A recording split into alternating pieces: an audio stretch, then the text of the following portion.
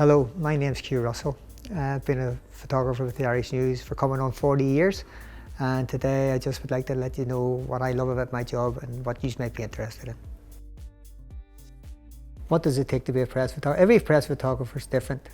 The one thing about taking pictures is that you take pictures with your eyes and your heart, and it's what you see in your mind is what you transfer on the paper the next day.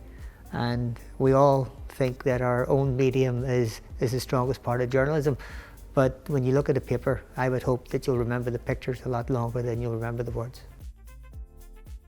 I don't think you're going to get anyone else in this lineup that I come into journalism through a sporting background, and I was very fortunate to represent Ireland back in 1980, a long time before any of us were born. Maybe some of your mummies weren't even born then, but 1980 I picked up a medal at the Olympics for boxing representing Ireland. I don't know if it makes you really quick taking pictures. It certainly makes you quicker getting away from people after you've taken the pictures.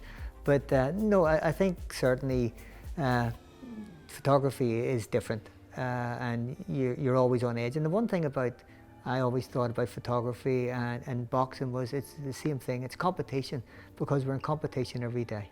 We're in competition with all the rest of the newspapers that our pictures and my pictures should be better than anybody else's. And I think when you lose that edge, then there's something that has to go. Yeah, the favourite picture, the picture that I seem to go back to all the time is a picture that I took after an incident that happened in West Belfast.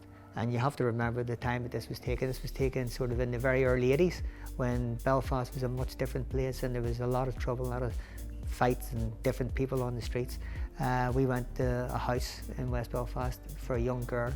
They opened the door sort of in her nightdress, about 3 or 4 years of age, with bullet holes all down the window.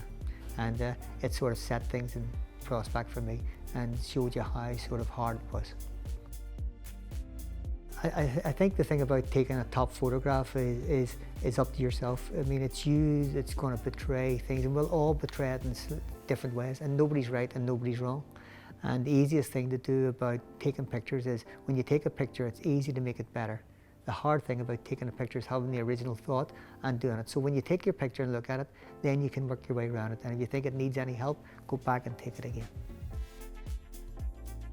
Yes, I mean, it's not only for photography, but for no matter what you want to do. I mean, especially photography now, because photography's opened up to everybody in the classroom. Everybody has mobile phones. There's cameras everywhere. There's more cameras in the world now than what there ever has been.